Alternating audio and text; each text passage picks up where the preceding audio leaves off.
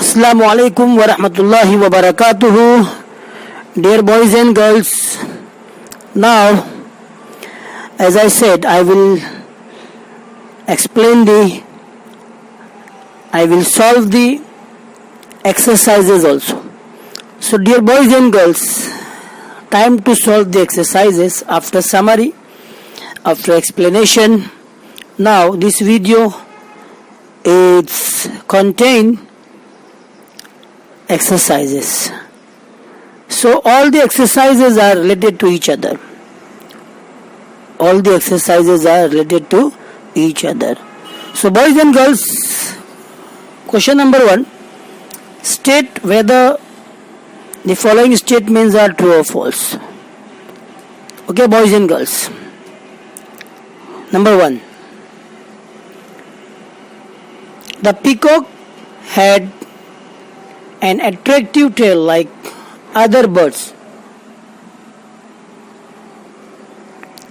Peacock की जो tell होती है वो खूबसूरत तो होती है, but do other birds have the same tail like peacock? Peacock की जैसी टेल होती है अदर बर्ड्स की, ठीक है? You must know that. I think आप अगर पैसेज पढ़ेंगे तो you will solve this true और false. So like other birds he is having beautiful attractive tail, or other birds don't have like its tail.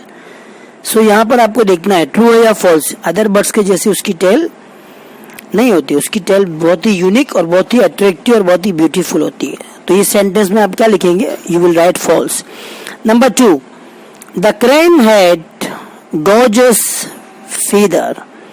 जो crane है ना उसकी feather कैसी है? गॉर्जियस है या डल है या पेल है? कैसी है? डल है ना. It's not gorgeous. सो यहाँ पे क्या लिखेंगे? ट्रू या false?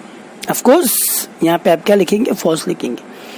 The peacocks feather shown in all colours of the rainbow. Shown है ना, उसकी जो फीदर्स थी वो रेनबो के तमाम कलर उसमें चमकते थे. सो इट इज ट्रू और false? Of course it is true. Question number 2. Fill in the blanks from the passage only. Passage में से आपको ये blanks में complete करने का. The peacock had dash tail. Peacock had dash tail. Passage पढ़िए, आपको पता चलेगा कि dash में क्या लिखना है. tail कैसी थी, tail की adjective क्या है वो लिखना है आपको. The peacock scoffed at the crane's dash. Peacock किसके सामने स्कॉफिंग कर रहा था? किसके सामने शेखी बगार रहा था? किसकी मजाक उड़ा रहा था? You will find from the passage only. The crane can dash high.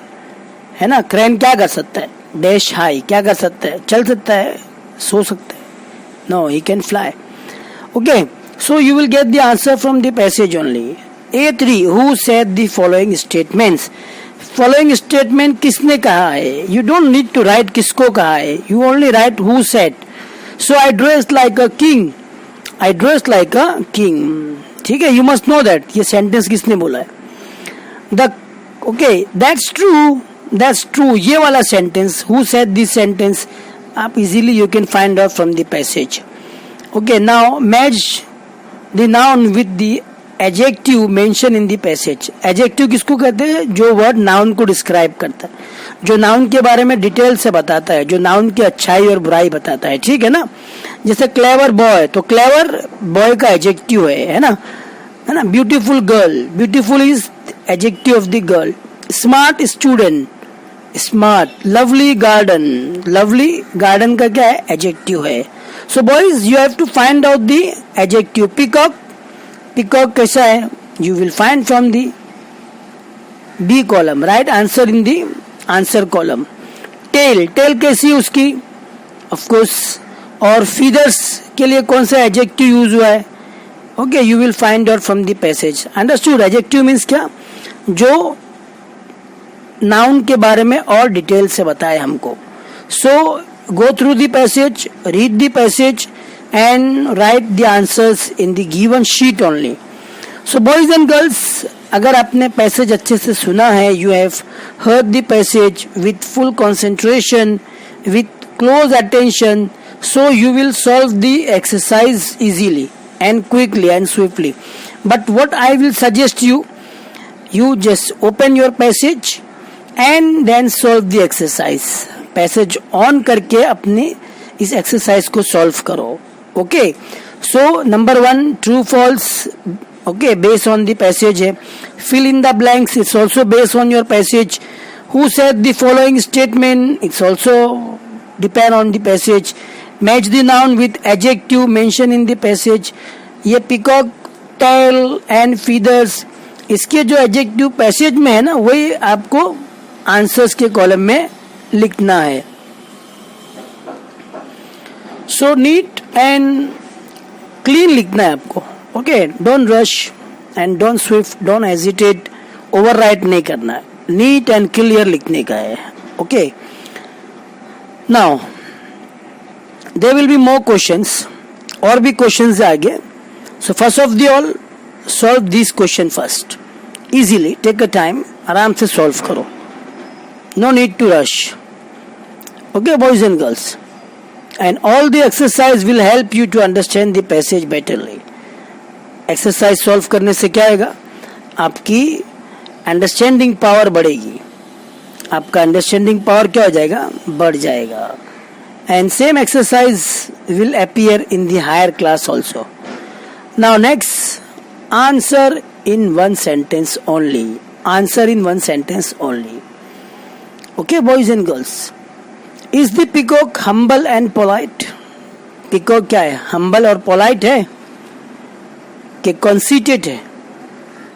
Conceited बताया था ना, proudy. So I think humble and polite का opposite क्या है? Conceited. तो peacock is the conceited. इसका मतलब क्या हो गया? What does mean? Peacock is not humble and polite. So what you will write the answer? Is the peacock humble and polite? आप लिखेंगे no. Then write comma, फिर लिखने का the peacock is not humble and polite. इस तरह से answer आप लिखेंगे. That is the way to write, because you have to write the answer in sentence, not in word. So yes no से काम नहीं चलेगा. You have to write complete sentence. Number 2, what does peacock do when he met the crane? Peacock क्या करता है जब crane से मिलता है तो? Okay, read the passage, आपको आंसर मिल जाएगा, है ना. Okay, number 3, why did peacock immediately spread his own colorful tail? Why did peacock immediately spread his own colorful tail? क्यों वो अपने कलरफुल टेल को इमीडिएटली फैलाता है? ताकि क्रेन उसको देखे और क्या करे, उसकी तारीफ करे. Isn't it? Same thing is in the passage. You have to write in a sentence. Now you are in a big class, in a big standard, in a higher standard, you must be able to write neat and clear. Next question, what does a crane see when he flies high above? क्या देखता है जब ऊपर उड़ता है तो? दुनिया, जमीन देखता है ना, beauties and glories and everything he sees from the high above, जब ऊपर उड़ता है तो. Where does a crane fly? Where does a crane fly? किधर उड़ता है? Of course, you will see in the answers, है ना, बादल में, सितारों में उड़ता है. Okay, so once you have understood the question, अगर आपको क्वेश्चन समझ में आ जाता है तो you will be writing answer easily. आप easily आंसर लिखोगे, but only once you have understood the question. Next question, what did peacock scoff at? What did peacock scoff at? है ना, किस चीज के ऊपर इतराता है peacock? You have to write the answers. You will get the answers from the passage. Next question is that find out the synonyms of the given words from the passage only. Synonyms means समानार्थी word, same meaning वाला.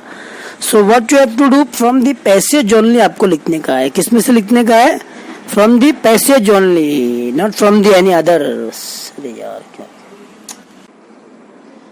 So boys and girls, you have to find out the synonyms of the given words, मतलब same meaning, समानार्थी word आपको लिखने का है, but passage में से फाइंड आउट करने का है. कहाँ से? So dear boys and girls, attractive के लिए कौन सा वर्ड पैसेज में लिखा हुआ है? You have to find out. You must take the dictionary, और you must ask your elder brother sisters, या आपको मीनिंग्स भी दिया गया है. Second, moon over. Moon over, इसके लिए कौन सा वर्ड पैसेज में है?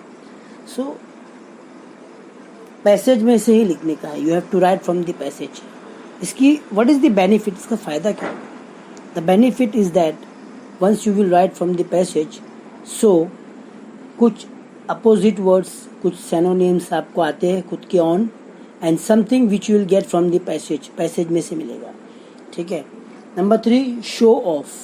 शो ऑफ के लिए विच इज द वर्ड, ऐसा कौन सा वर्ड है पैसेज में जिसका मीनिंग होता है show off? So boys and girls,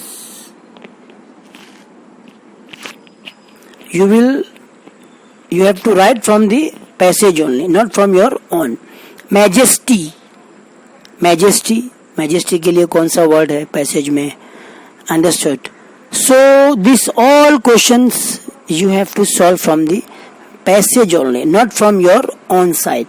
ऐसा नहीं है कि आपको किसी का कुछ मीनिंग आता है तो आप अपने मन से लिख दोगे, नहीं. In English you have to follow the instruction.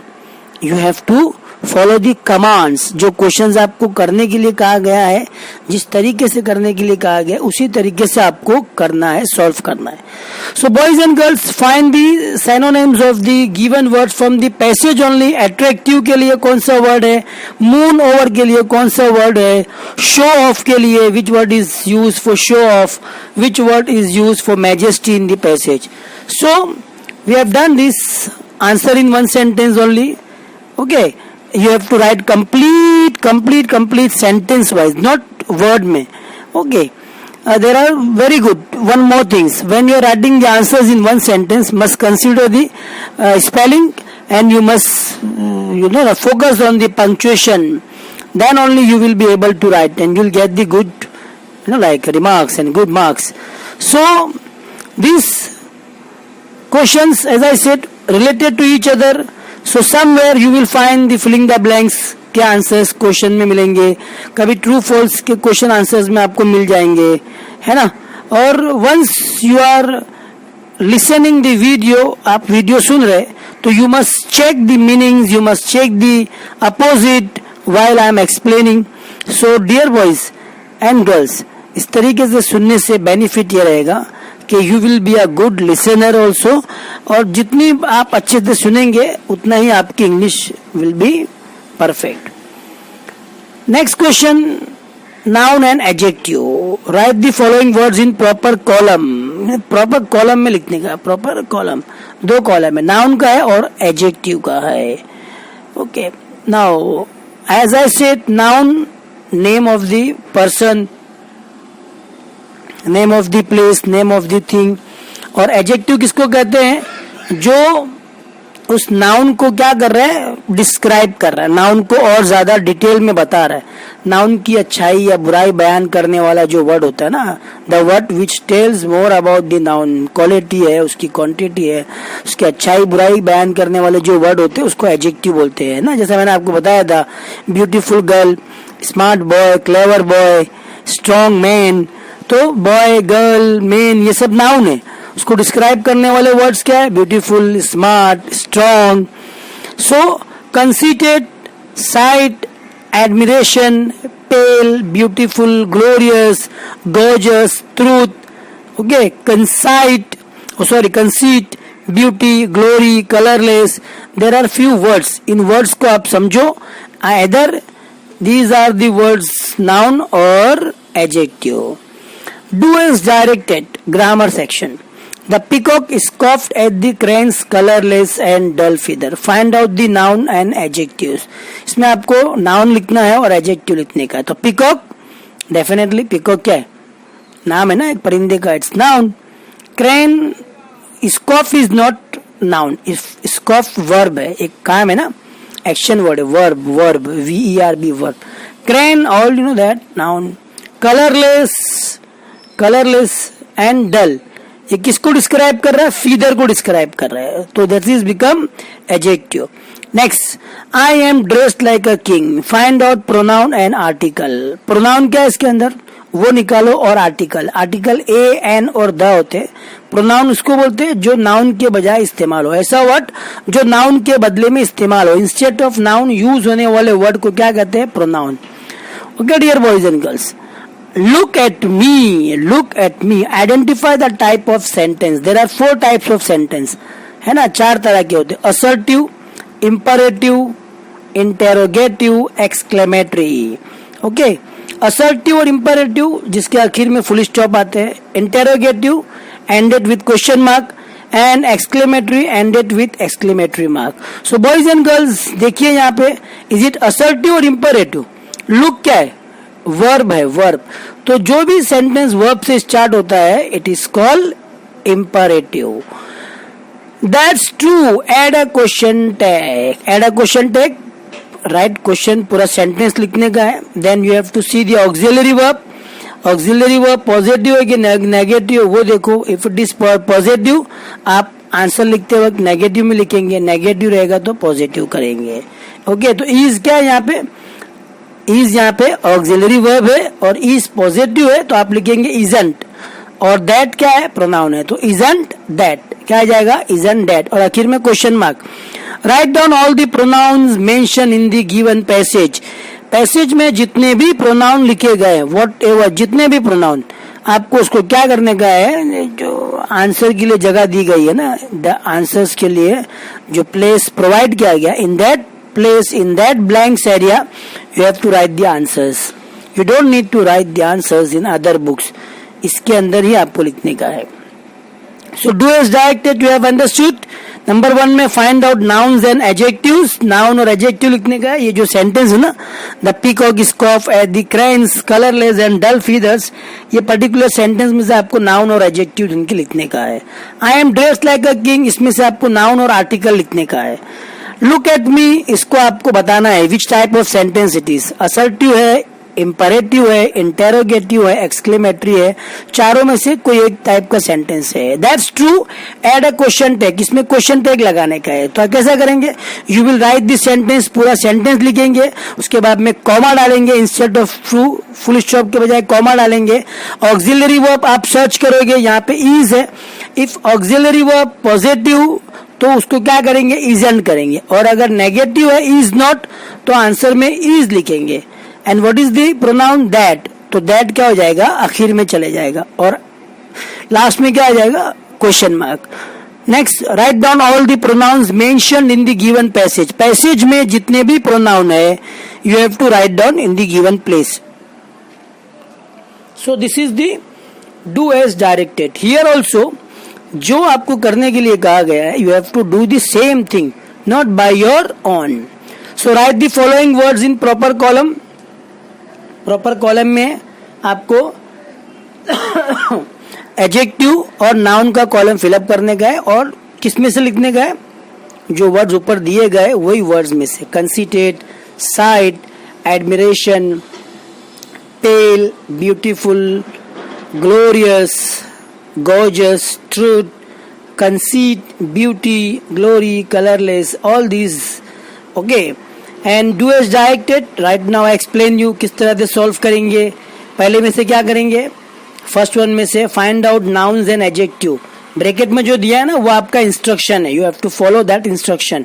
सो इसमें से क्या करेंगे? नाउन और एडजेक्टिव ढूंढ के निकालेंगे।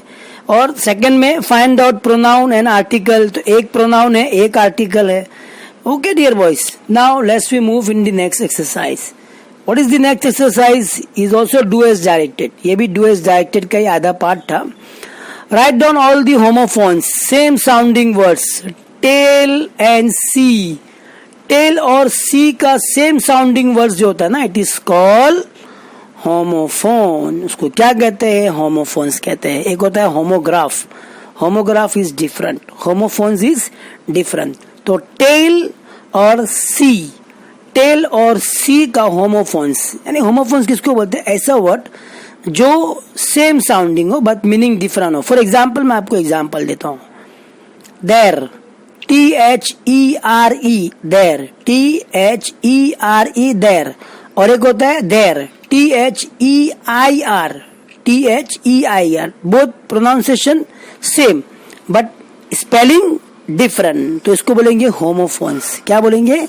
होमोफोन्स। जैसे वन, ONE वन, और एक होता है one, WON won. Okay boys and girls, so यहाँ पर टेल और सी का सेम साउंडिंग वर्ड्स, ऐसा वर्ड जो टेल और सी के जैसा ही पढ़ा जाता है। ओके, स्पेलिंग डिफरेंट रहेगी बट पढ़ा सेम जाएगा, वो आपको लिखने का है। देयर आर 2 और 3 ऐसे वर्ड्स है। Make 20 new words from the word rainbow. Rainbow के अंदर से 20 नए वर्ड बनाओ। 20 कितने वर्ड बनाओ? नए वर्ड्स बनाओ। किसमें से? रेनबो में से। You can make it easily. This is the activities, ये एक्टिविटीज है। Crane is a bird. What is the other meaning of crane? देखो, क्रेन एक बर्ड का नाम है और एक चीज और होती है क्रेन, तो वो क्रेन का दूसरा मीनिंग क्या है? एक मीनिंग तो आपको बता दिया, क्रेन एक बर्ड्स को बोलते हैं। And what is the second meaning of crane? Crane का दूसरा मीनिंग क्या है वो आपको लिखना है। Understood boys and girls? So these all are the activities. Let me tell you again, synonyms, homophones क्या होता है? सेम साउंडिंग वर्ड्स, एक जैसी ही आवाज निकलती है, उसकी स्पेलिंग अलग होती है, मीनिंग अलग होता है, बट पढ़ने में साउंड सेम निकलता है, ऐसे वर्ड को बोलते हैं सिनोनिम्स। और रेनबो जो है ना, रेनबो में से आपको क्या करने का है? 20 न्यू वर्ड्स बनाने का। क्या करने का है? 20 न्यू वर्ड्स बनाने का है। It's very easy and very interesting. आप बनाना शुरू करो, आप इजीली बना लोगे। Doesn't matter 2 letter, 3 letter, 4 letter, छोटे वर्ड्स हो, बड़े वर्ड्स हो, it doesn't matter. Matter is that कि आप 20 वर्ड्स बनाते हो या नहीं बनाते हो। देन